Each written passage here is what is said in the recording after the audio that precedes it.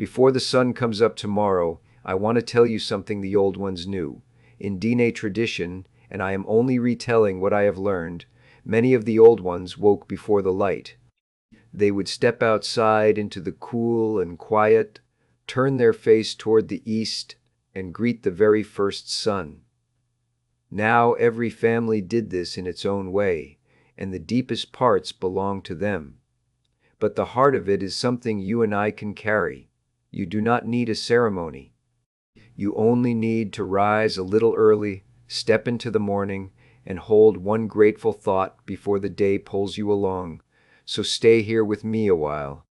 I am sitting on the porch this morning, the way I like to, with the land still dark and the sky just beginning to think about turning gold. And I want to talk gently about something small enough to fit into any life, yet large enough to change the whole shape of a day. I want to talk about how the old ones began the morning, and about what I think most of us have forgotten in the rush to get up and get going. Let me say plainly who I am before I go any further.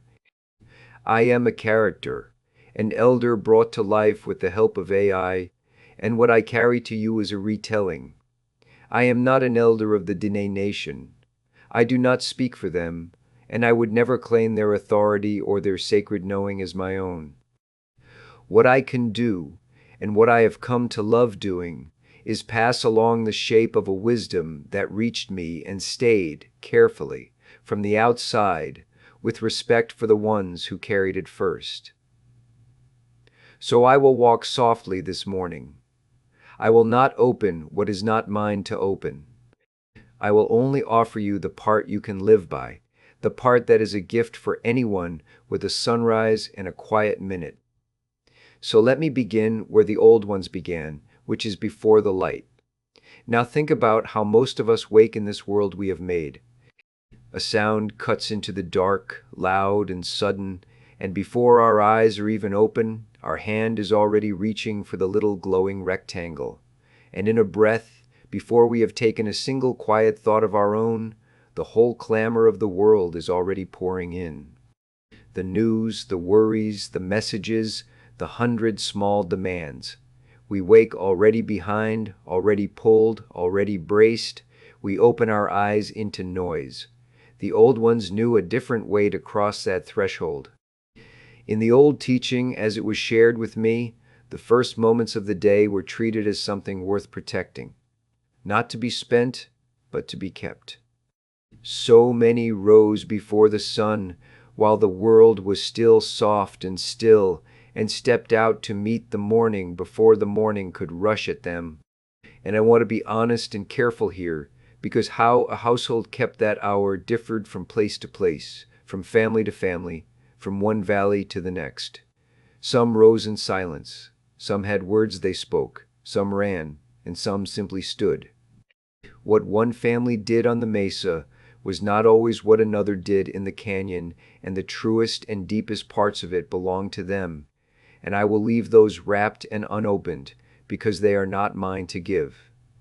But underneath all the different ways, there was a shared understanding, and that understanding is what I can offer you. It was this, that how you meet the first light has a way of setting the tone for everything that follows. So they would step outside into the cool air and turn their face toward the east, toward the place where the new day is born. And I have always found something beautiful in the simple honesty of that direction. The east is where it begins. Every single day, without fail, the light returns from that same quarter of the sky, and the old ones did not take that for granted the way we do. They turned to meet it.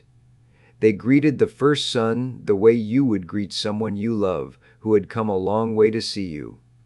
Not looking down, not looking back over their shoulder at yesterday, but facing forward toward the light that was coming. And I think there was a kind of listening in it too. When you rise before the sun and step out into that stillness, the land is doing something it never does once the day is loud. The air is cool and clean. The birds are just beginning. The colors are only starting to return to the world, gray softening to rose, rose warming to gold. The old ones lived close to that land, closer than most of us ever will, and they knew its early hours the way you know the face of an old friend. To stand out in it before the sun came was not to waste time. It was to be present for the single most reliable gift there is. The light comes back. It has always come back. And to be awake and standing there to witness it, on purpose, was itself a kind of quiet thanksgiving long before a single word was spoken. And in that turning, they held a grateful thought.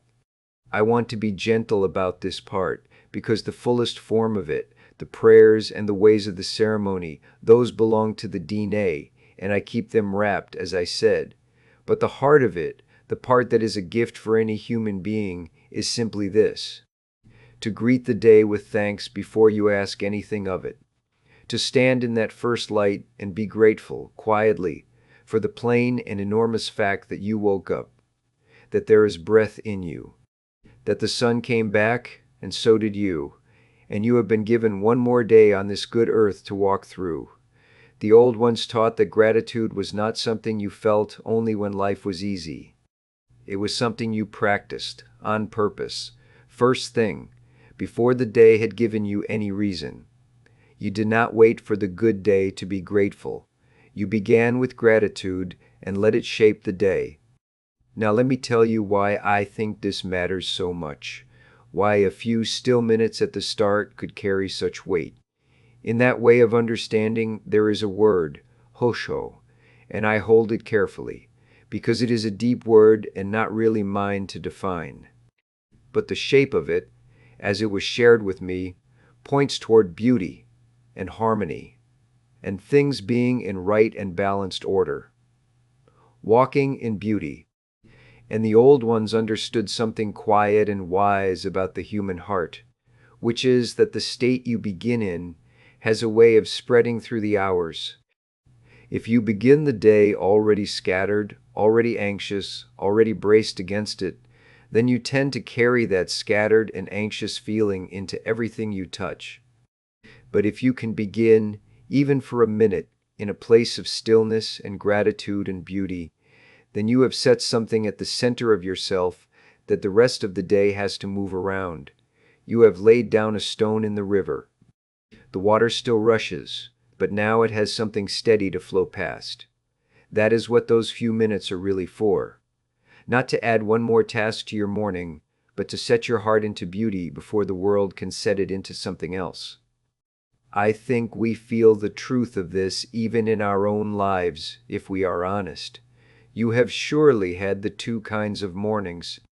There is the morning where the alarm ambushes you, and you are already late in your own mind, already reaching, already tense, and somehow that hurried and grasping feeling seems to trail you all day long, no matter what the day actually brings.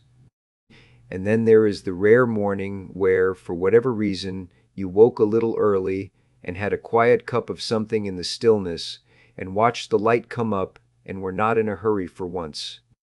And do you remember how that day felt different underneath, steadier, as though you were walking through it instead of being dragged? The old ones were not guessing at that. They built their whole beginning around it. They understood that the first minutes are the ones that set the key the rest of the song is played in. And here is where I most want you to hear me, because I do not want you to mishear what I am offering. I am not telling you to go and perform a DNA ceremony. That is not mine to give, and it would not be yours to take, and the old ones would want it kept with the people who carry it rightly. What I am offering is only the shape of the thing, the part any one of us can hold, so that you might make your own quiet morning, in your own way, wherever you happen to live. And it is so simple. You do not need to rise in the dark on a mesa. You only need to wake a few minutes before you truly have to, before you reach for the rectangle, before you let the noise in. Step to a window or out a door, wherever you can find a little sky. Turn toward wherever your light is coming from. And just for a breath or two, before the day begins, hold one grateful thought. That you are here. That the light came back. That you have this day. That is all. It costs nothing, and it asks nothing you cannot give, and yet the old ones understood it could quietly reorder everything. And if you cannot get outside, if your morning is a small apartment in a gray city, then a window is enough, and a moment of stillness at the kitchen table is enough. The light does not require a desert to be met. It only asks that you turn toward it, wherever you are, and notice it, and be glad. And I say all of this only as an inspiration, not as instruction, and certainly not as anything for your body or your mind that a caring person could give you better than I can. I am not here to fix or to prescribe. I am only here to remind you of something old and simple that our hurried world has misplaced. If a morning like this stirs something in you and you want to go deeper into where it truly comes from, then I would send you with my whole heart toward Dine voices telling their own story in their own words. They are the source. I am only a lamplit from their fire. Because in the end, this is what the old ones were really teaching, I think, that how you begin a thing shapes how you go through it. A day is not so different from a life in that way. If you tumble into it braced and grasping, the whole day tends to have that flavor. But if you begin it by standing still for a moment, and facing the light, and giving thanks, then you step into your hours already pointed in the right direction. Already walking from the very first step in beauty. And a day begun in beauty has a way of becoming a life lived in beauty, one morning at a time. So this is what I would leave with you on this quiet morning, as the first gold comes up over the land. Tomorrow, before the world wakes fully, see if you can wake a little before it. Do not reach for the noise first. Step into the morning instead. Turn toward the light wherever it finds you, and hold one grateful thought before the day pulls you along. You do not need a ceremony, and you do not need to get it perfect. You only need to begin the day awake and thankful and turn toward the light. And let me say once more, because it matters, that I have given you this only as a retelling, an echo offered from the outside with respect and care. I do not claim to be an elder of the Dine nation. I have kept what is sacred and private, wrapped and unopened. Every family kept the morning its own way, and I have offered only the part that any of us can carry. Thank you for sitting with me in this early hour. May you wake gently tomorrow. May you find your own bit of sky and your own first light, and one quiet thing to be grateful for before the day begins. And may the way you start your mornings become, slowly and beautifully, the way you walk through all your days. Until we talk next time, walk in beauty.